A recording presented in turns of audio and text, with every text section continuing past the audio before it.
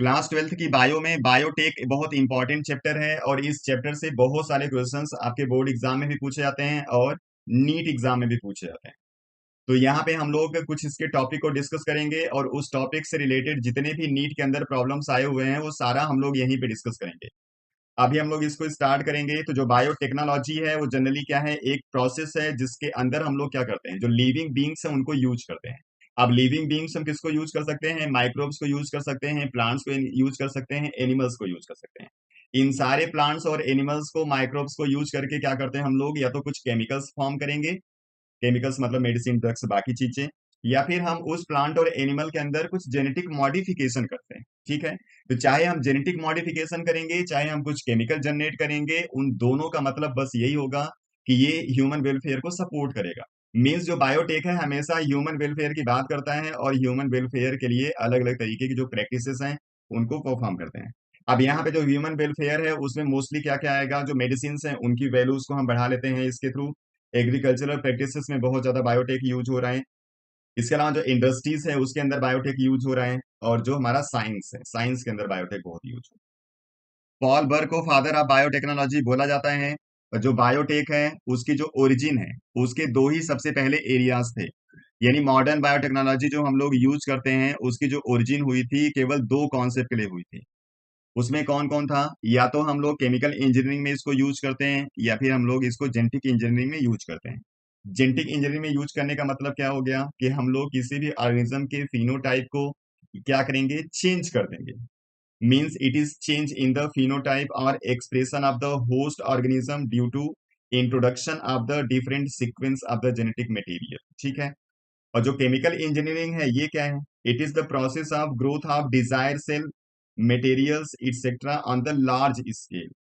अब जिस मटेरियल की हम लोग बात कर रहे हैं उसमें क्या क्या हो सकता है, एंजाइम्स हो सकते हैं, वैक्सीन्स हो सकता है, एंटीबायोटिक्स हो सकता है, हार्मोन्स हो सकता है। तो इन सबका जो प्रिपरेशन होता है उसके अंदर जो टेक्नोलॉजी यूज होती है वो है केमिकल इंजीनियरिंग। और जो जेनेटिक इंजीनियरिंग है उसमें हम लोग क्या करेंगे, जो जीन्स है उसको मैनिपुलेट कर देते हैं हम लोग ऑर्गेनिज्म के अंदर, जिसकी वजह से उसके फिनोटिपिक जो एक्सप्रेशन है वो चेंज हो जाते हैं।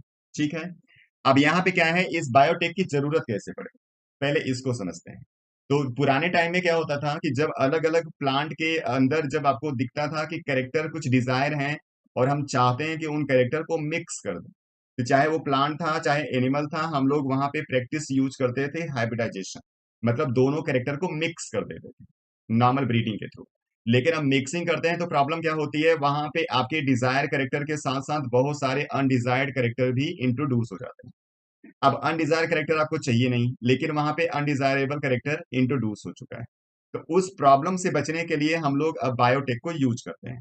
तो बायोटेक को यूज करने से अब क्या होता है कि जो डिजायर जीन होता है उसी को हम लोग ऑर्गेनिज्म के अंदर इंट्रोड्यूस कर देते हैं और उसको मॉडिफाई कर देते हैं। तो किसी भी ऑर्गेनिज्म के अंदर जो जेनेटिक मटेरियल है उसको इंट्रोड्यूस करने की जो टेक्निक है उसको हम लोग बोलते हैं recombinant DNA technology. And recombinant DNA technology is what? It is the isolation, cloning and transferring of the desired gene into the host.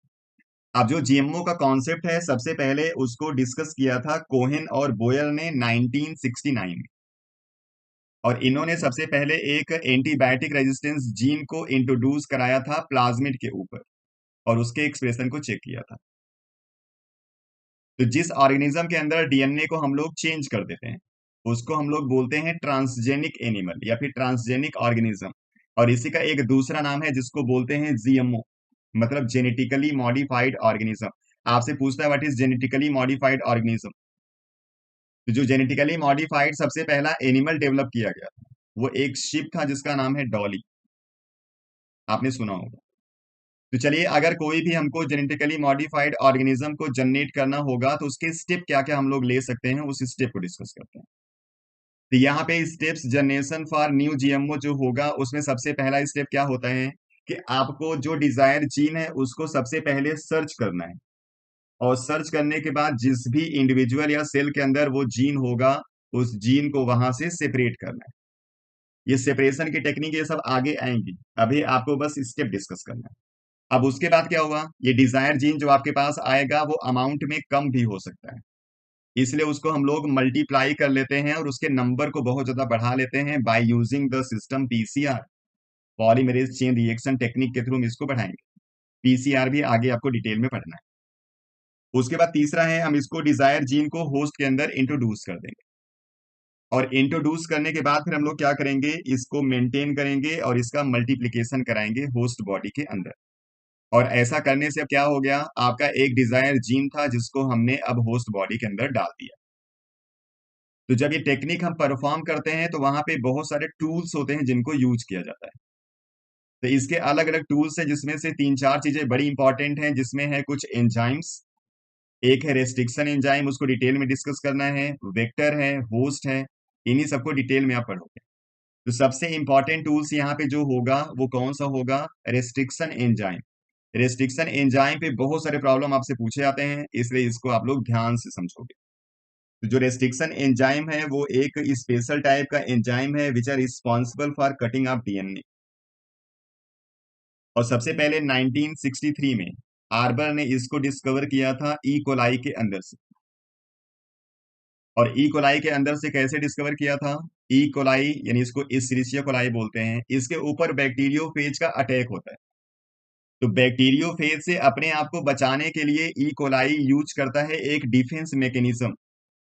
उसी डिफेंस मैकेनिज्म को यहाँ पे इन्होंने ऑब्जर्व किया था और वहीं से इन्होंने रेस्ट्रिक्शन एंजाइम को डिस्कवर किया।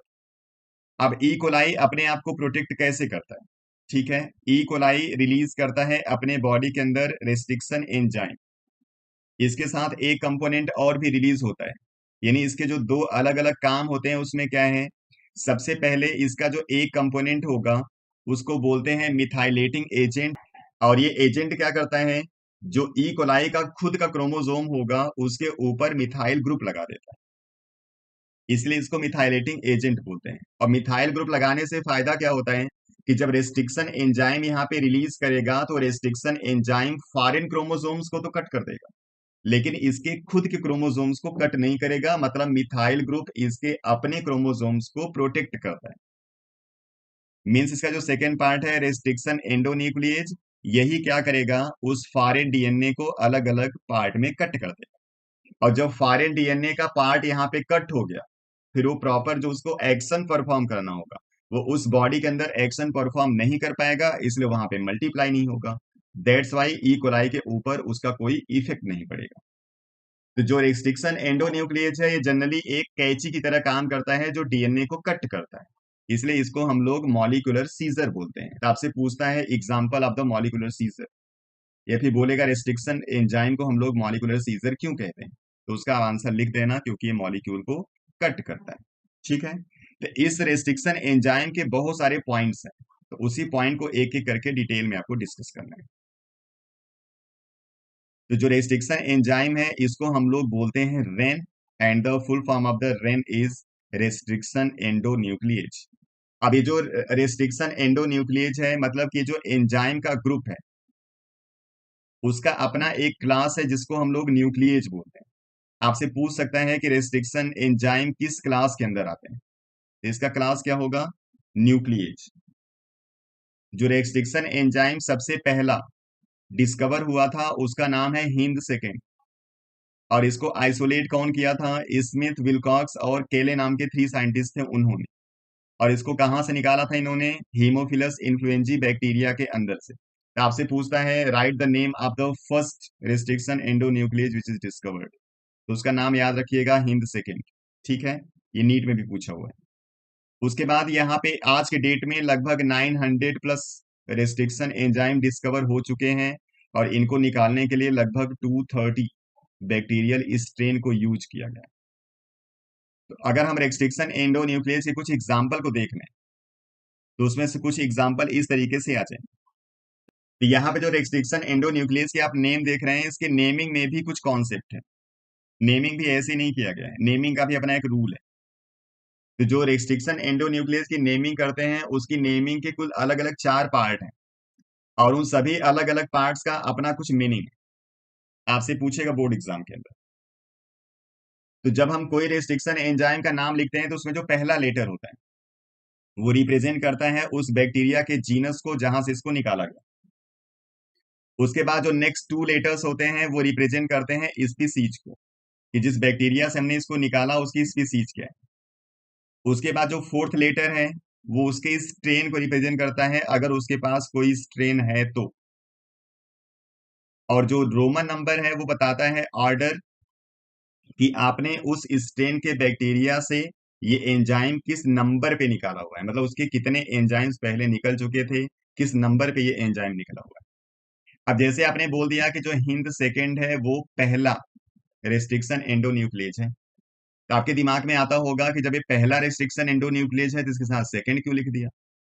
इसका सिंपल सा मतलब ये है कि उस बैक्टीरिया के अंदर से कोई एक एंजाइम पहले भी निकल चुका है, डिस्कवर हो चुका है।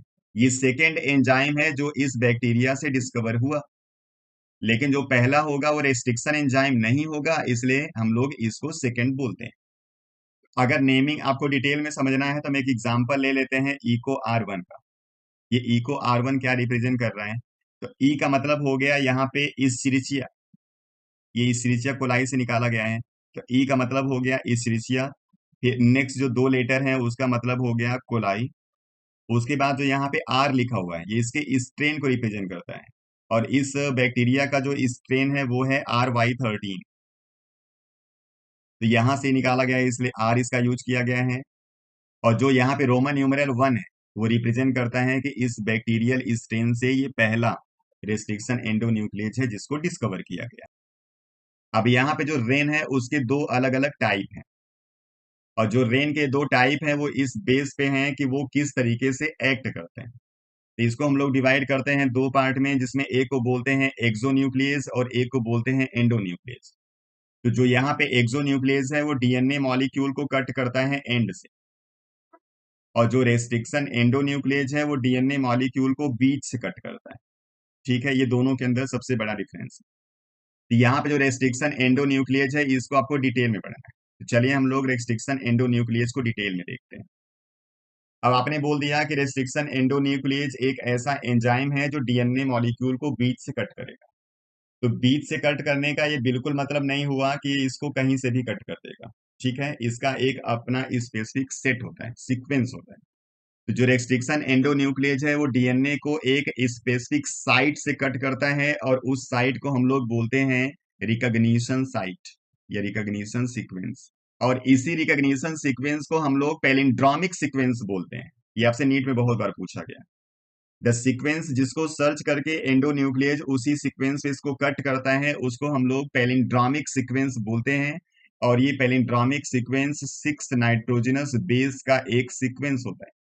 और यहाँ पे जो पैलिंड्रोमिक है इसका मतलब होता है ऐसा कोई भी वर्ड जिसका जो लेटर होगा वो चाहे आप स्टार्ट से पढ़ोगे चाहे एंड से पढ़ोगे वो एक जैसा पढ़ा जाएगा। जैसे एक एग्जाम्पल है मलयालम। जब मलयालम वर्ड को पढ़ोगे तो चाहे आप इसको स्टार्ट से पढ़ो चाहे एंड से पढ़ो वो एक जैसा पढ़ा जाएगा। तो इसी को हम लोग बोलते हैं पैलिंड्रोमिक। तो हमेशा जो रेस्ट्रिक्शन एंडोन्यूक्लियस है वो किसी भी साइड से जो कट करेगा वो हमेशा सीक्वेंस कैसा होगा, पैलिंड्रोमिक सीक्वेंस होगा। और कितने नाइट्रोजनस बेस वहां पे यूज होंगे, 6, याद रखिएगा। अब जब दोनों स्टैंड पे बेस सीक्वेंस सेम होंगे अपोजिट डायरेक्शन में तो करता क्या है, सेम नाइट्रोजनस बेस से उसको कट कर देता है। मतलब एक स्टैंड पे जिस नाइट्रोजनस बेस से कट लगाएगा दूसरे स्टैंड पे भी वो उसी नाइट्रोजनस बेस से कट लगाएगा। और इस तरीके से दो अलग अलग टाइप के यहाँ पे एंड जनरेट होते हैं। उसमें जो पहला है उसको बोलते हैं ओवर हैंगिंग एंड, और दूसरे को बोलते हैं विदाउट ओवर हैंगिंग एंड। जो ओवर हैंगिंग एंड है और नॉन ओवर हैंगिंग एंड है जिसको हम लोग बोलते हैं ब्लंट, उसका मतलब क्या है थोड़ा समझ लीजिए। जैसे मान लीजिए एक हमारे पास ये है डीएनए जिसका पैलिंड्रोमिक सेट हमने लिखा हुआ है एक स्ट्रैंड का, तो दूसरे का ठीक इसका अपोजिट होगा। और इसीलिए इसको हम लोग पैलिंड्रोमिक बोल रहे हैं, क्योंकि 5 प्राइम से जब इसको पढ़ोगे तो चाहे इस स्टैंड पे पढ़ो चाहे इस स्टैंड पे पढ़ो आपको सेम ये रीड होगा। ठीक है, अब इसी पैलिंड्रोमिक सीक्वेंस में किसी भी बेस से इसको कट करेगा, और अलग अलग पैलिंड्रोमिक सीक्वेंस के लिए जो रेस्ट्रिक्शन एंडोन्यूक्लियस होता है वो अलग अलग होता है। ऐसा कभी नहीं कि सेम पैलिंड्रोमिक सीक्वेंस को आप किसी भी रेस्ट्रिक्शन एंडोन्यूक्लियस से कट कर दोगे, ऐसा बिल्कुल भी नहीं होगा। ठीक है, तो इसको कट करने के लिए हम लोग यूज करते हैं eco R1, E coli R1।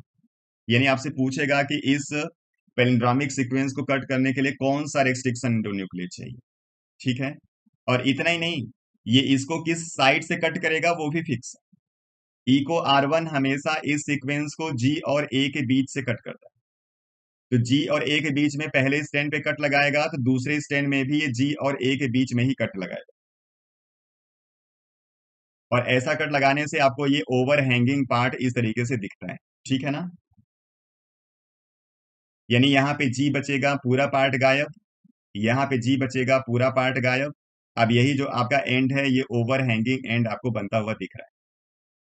तो इसको डिटेल में डिस्कस करने के लिए हम लोग एक फिगर डिस्कस करते हैं। उसमें मान लो कोई भी हम लोग हाइपोथेटिकल एक पेरेंट्रोमिक सेट ले लिया, और उस पेरेंट्रोमिक सेट में कोई भी हमने एक एंडोन्यूक्लियस लिया जो इसको ए के बीच से कट कर रहे हैं। तो ए के बीच में पहले पे कट लगाएगा, तो ए के बीच में दूसरे पे भी कट लगाएगा।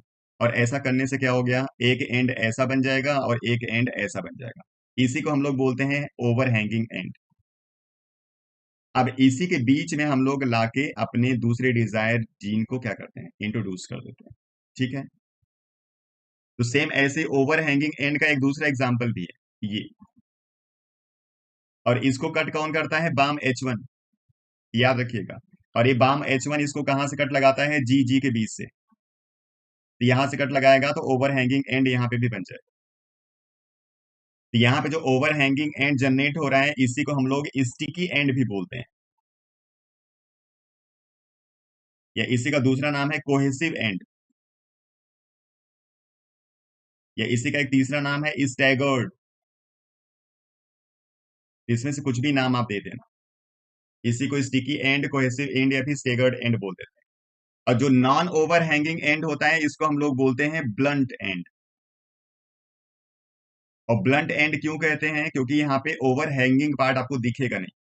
जैसे अगर एक एग्जांपल के थ्रू इसको डिस्कस करें हम लोग, तो ये एक हमारे पास सेट है, ये भी पैलिंड्रोमिक सेट होगा, और इसको कट करता है SMA1। और ये इसका कट लगाता है कहां से, सी और जी के बीच से। तो सी और जी के बीच से यहां कट लगाएगा, और सी और जी के बीच में यहां से कट लगाएगा। ये पूरा कट ऐसे हो जाता है। तो यहाँ पे ओवर हैंगिंग एंड आपको नहीं दिखेगा। सेम ऐसे दूसरा एग्जाम्पल है, इसमें आपका जो एंजाइम यूज होगा वो होता है SCA1। और ये इसको कट लगाता है टी और ए के बीच से। तो यहां से कट लगाएगा, तो यहां पे भी क्या हो जाएगा, आपको ब्लंट एंड मिलेगा। तो यहां से एक बड़ा इंपॉर्टेंट सा प्रॉब्लम आपसे पूछता है। वो प्रॉब्लम क्या है, समझिए। जैसे डीएनए स्टैंड की जो बात कर रहे हो ना, ये स्टैंड जनरली है कैसे। ये है आपका सुगर, ये नाइट्रोजनस बेस हो गया, फिर ये फॉस्फेट, फिर सुगर, नाइट्रोजनस बेस, फॉस्फेट, फिर सुगर, नाइट्रोजनस बेस, फॉस्फेट, इस तरीके से है ये चेन। और यही पे दूसरा स्टैंड यहाँ पे होगा, नाइट्रोजनस बेस, उसका सुगर, फॉस्फेट, फिर दूसरा सुगर, नाइट्रोजनस बेस, फिर उसका फॉस्फेट, इस तरीके से। और इनके बीच में हाइड्रोजन बॉन्ड बनता है, दो या तीन, जैसा GC और AT होगा वैसे। तो अब जब यहाँ पे आप इसको कट करोगे, तो ये जो लिंकेज है इसको हम लोग बोलते हैं फास्फोडाइस्टर लिंकेज। आपको फास्फोडाइस्टर लिंकेज को ब्रेक करना पड़ेगा, पहली चीज। और दूसरा, जब यहां से आप इसको दोनों को सेपरेट कर रहे हो, तो सेपरेट कर रहे हो तो अपने इस नाइट्रोजनस बेस को तो छोड़ दिया, यहां से अपने कटिंग लगा के इसको सेपरेट कर दिया, मतलब अपने हाइड्रोजन बॉन्ड को भी यहाँ पे ब्रेक किया हो। तो जब हम लोग ओवर हैंगिंग एंड बनाते हैं, तो उस कंडीशन में फास्फोडाइस्टर लिंकेज और हाइड्रोजन बॉन्ड दोनों ब्रेक होता है। लेकिन जब आप ब्लंट एंड लगाओगे, यानी इस तरीके से आपने कट मारा, अब इसका जो हाइड्रोजन बॉन्ड है, इसका हाइड्रोजन बॉन्ड, इसको तो आप चेंज नहीं कर रहे हैं, क्योंकि इनको तो सेपरेट आपने किया नहीं। बस इस चेन को आपने यहां से कट किया हुआ है। तो यानी यहां पे आप केवल फास्फोडाइस्टर बॉन्ड को ब्रेक कर रहे हो, हाइड्रोजन बॉन्ड ब्रेक यहां पे नहीं हो रहा। तो इसको अच्छी तरीके से याद रखना। ओवर हैंगिंग एंड बनेगा तो वहां पे फास्फोडाइस्टर और हाइड्रोजन बॉन्ड दोनों ब्रेक होगा। लेकिन यहां पे केवल फास्फोडाइस्टर लिंकेज ब्रेक होगा, हाइड्रोजन बॉन्ड ब्रेक नहीं होता। और आपसे सवाल करता है कि जो इस तरीके से रेस्ट्रिक्शन एंडोन्यूक्लियस है, वो किस बॉन्ड को ब्रेक कर सकता है। यहाँ पे रेस्ट्रिक्शन एंडोन्यूक्लियस तो यहाँ पे भी यूज हो रहा है, यहाँ पे भी यूज हो रहा है। जब कॉमन आपसे पूछेगा, तो आपको बोल देना है कि दोनों बॉन्ड ब्रेक करता है, फास्फोडाइस्टर भी और हाइड्रोजन भी। लेकिन जब एंड पे बेस्ड आपसे प्रॉब्लम पूछेगा कि ओवर हैंगिंग एंड जब नहीं होगा तो कौन सा बॉन्ड ब्रेक होगा, या ओवर हैंगिंग एंड बनेगा तब कौन सा बॉन्ड ब्रेक होगा, तो आपको स्पेसिफाई करना पड़ेगा। तो ये पूरा आपका हो गया रेस्ट्रिक्शन एंडोन्यूक्लियस क्या होता है और कैसे कटिंग करता है। अब आपको मैं इसके प्रॉब्लम्स दिखा देता हूं, उसके बाद फिर हम लोग नेक्स्ट वीडियो में दूसरे टॉपिक के साथ आएंगे। तो यहाँ पे क्वेश्चंस है। पहला है recombinant DNA molecule can be created normally by cutting the vector DNA and source DNA respectively with. ये नीट 24 का प्रॉब्लम है, याद रखिएगा। यहाँ पे कह रहा है कि एक नॉर्मल आपके पास डीएनए है और एक होस्ट डीएनए है। मतलब इस डीएनए को अब आपको होस्ट डीएनए के अंदर इंट्रोड्यूस करना है, तो इन दोनों को किससे आप ट्रीट करोगे? तो बिल्कुल अच्छी तरीके से आप याद रखिएगा, जिस एंजाइम से हम फॉरेन डीएनए को ट्रीट करते हैं उसी एंजाइम से हम होस्ट डीएनए को भी ट्रीट करते हैं। और ऐसा करने से ही इसका जो यहाँ पे कटिंग का सीक्वेंस होगा दोनों में मैच करता है और आसानी से इसके पार्ट को हम यहाँ पे अटैच कर पाते हैं। तो दोनों का एंजाइम सेम होना चाहिए। ऑप्शन कुछ भी हो सकता है, चेक कर लीजिए, सेम वाला सही हो जाएगा। तो इसका पहला सही हो जाएगा, ठीक है। सेकेंड क्वेश्चन है, ये भी नीट 24 का है। Which of the following are correct about Eco R1? Eco R1 के लिए इसमें से कौन सा पॉइंट सही है? यहाँ पे 5 पॉइंट दिए गए हैं, उसके बाद यहाँ पे ऑप्शन आपको बताना होगा अलग से। तो यहाँ पहला है cut the DNA with blunt end. Eco R1 blunt end पे कभी कट नहीं करता। दूसरा है cut the DNA with sticky end. ठीक है, ये स्टिकी एंड पे कट करता है। तीसरा, recognize a specific palindromic sequence. Palindromic sequence को रिकॉग्नाइज दोनों करते हैं, इसको करना पड़ेगा। Cut the DNA between the base G and A when encounter the DNA sequence this. ये कह रहा है जी और ए के बीच से इसको कट करता है, तो बिल्कुल करेक्ट है, जी और ए के बीच में ही कट करता है। It is a exonuclease. ये एक्सोन्यूक्लियस नहीं है, ये एंडोन्यूक्लियस है। इसलिए ऑप्शन आपको चेक करना पड़ेगा बी, सी एंड डी। तो बी, सी एंड डी, आपको डी ऑप्शन दिख रहा होगा, ये वाला सही हो जाएगा। नेक्स्ट प्रॉब्लम है, given below are two statement, one is labelled as assertion and the other is labelled as reason. जिसमें assertion कह रहे हैं when a particular restriction enzymes cut strand of DNA overhanging stitch और sticky end are form. यहाँ पे कह रहा है कि जब किसी पर्टिकुलर रेस्ट्रिक्शन एंजाइम से किसी डीएनए को ट्रीट करते हैं तो ओवरहैंगिंग एंड बनता है। ठीक है, बनता है। रीजन है some restriction enzyme cut the strand of DNA a little away from the center of the palindromic sequence। जो रीजन है वो कह रहा है कि यहाँ पे जो पैलिंड्रोमिक सीक्वेंस होते हैं उसमें जो सेंटर है वो सेंटर से थोड़ा अलग, मतलब दूर से कटिंग करेगा। और जब ये दूर से कटिंग करेगा तो हमेशा क्या होगा, ओवरहैंगिंग एंड आएगा, ब्लंट एंड नहीं आएगा। तो यानी ये इसका एक्सप्लेनेशन भी है, इसलिए आपको कर देना है यहाँ पे ए सही है। चलिए question number 4, in the following palindromic base sequence of DNA, which one can be cut easily by particular restriction enzyme? यहाँ पे आपको चेक करना है कि पैलिंड्रोमिक सीक्वेंस किसमें दिया गया है। ये नीट 22 का प्रॉब्लम है। तो GAT ACT को जब आप इधर से पढ़ोगे तो ये भी GAT आना था, ये GAT नहीं आ रहा, ये गलत है। दूसरा है GAATTC, ये भी है GAATTC, दोनों सेम रीड हो रहे हैं, ये पैलिंड्रोमिक यही है, यही आंसर हो जाएगा। Question number 5, a specific recognition sequence identified by endonuclease to make cut at a specific position within the DNA is। कह रहा है कि एक स्पेसिफिक रिकॉग्निशन सीक्वेंस आपको बताना है जिसको एंडोन्यूक्लियस आइडेंटिफाई करके और कट लगाता है, तो वो पैलिंड्रोमिक सीक्वेंस होता है। ऑप्शन सी सही हो जाएगा। नेक्स्ट प्रॉब्लम, क्वेश्चन नंबर 6, ये नीट 20 का प्रॉब्लम है। Identify the wrong statement with regard to the restriction enzyme. Restriction enzyme के लिए कौन सा स्टेटमेंट इसमें रॉन्ग है? They cut the strand of DNA at palindromic site, ये बिल्कुल करेक्ट है। They are useful in genetic engineering, ये भी करेक्ट है। Sticky end can be joint by using DNA ligase, ये भी करेक्ट है, हमेशा डीएनए को जोड़ने के लिए लाइगेज यूज होता है। डी है each restriction enzyme functions by inspecting the length of the DNA sequence. ये इंस्पेक्शन यहाँ पे length of the DNA sequence का नहीं होता, पैलिंड्रोमिक सीक्वेंस का होता है, इसलिए ये वाला आपका हो जाएगा गलत।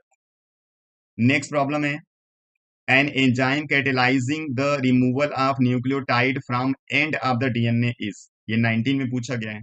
एक एंजाइम जो न्यूक्लियोटाइड को रिमूव करता है एंड से, तो उसको हम लोग बोलते हैं एक्सोन्यूक्लियेज। ठीक है, ये 7 क्वेश्चन आपके इसी टॉपिक से थे जिसको हमने डिस्कस किया। अब हम नेक्स्ट वीडियो में फिर किसी दूसरे टॉपिक के साथ आएंगे और उसके क्वेश्चन के साथ भी आएंगे जो प्रीवियस ईयर नीट में पूछे गए होंगे। आप लोग पढ़ते रहिए, अपना ख्याल रखिए। Thank you.